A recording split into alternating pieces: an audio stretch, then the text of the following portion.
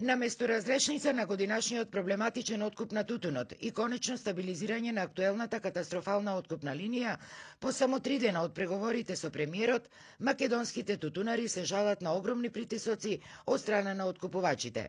Велат, освен што откупот и понатаму се спроведувал по досегашниот терк, сега имале проблеми и со недостигот од амбалажа за пакување на родот, а која откупувачите законски се обврзани да им ја дадат. Картони воопшто земен. И на нив им се вика дека нема ни да земат затоа што повеќе нема да се дава. А луѓето имат уредно склучено договори.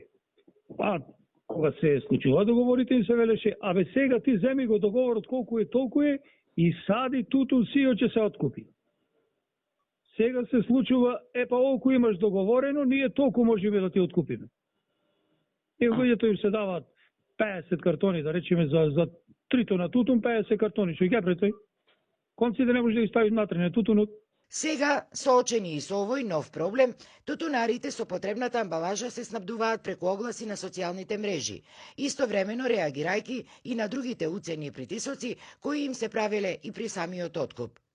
Се случуваат уцени враќање на тутунот што е како четворка, а во четворка дава тутун што претежно би требало да е тројка, и кога тоа е четворка, ќе си го вратиш назад.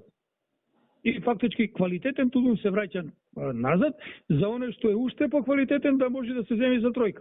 Се отвора простор за манипулација. Од иницијативниот одбор остри забелешки имаат и на работата на Сојузот на земјоделски здруженија. Иако тој им е партнер во преговорите со надлежните, тутунарите стравуваат дека вистински не ги застапуваат нивните интереси, особено по одбивањето на нивното барање за повлекување на поверениците од вагите. Во овој случај испаѓаме ние нивна десна рака.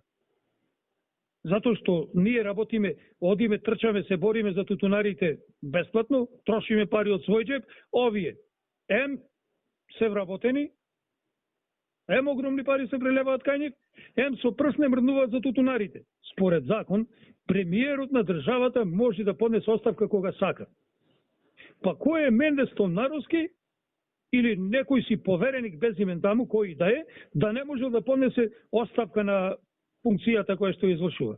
Инаку, минатата недела председателот на Сојузот на земјоделски здруженија, Менде Стомнаровски, се оправда дека тој сега не можел да ги повлече поверениците од вагите, бидејќи тоа било незаконски, во што пак тутунарите не веруваат, бидејќи мислат дека Сојузот е наменски формирано тело за заштита на интересите на државата, но не и на тутунарите.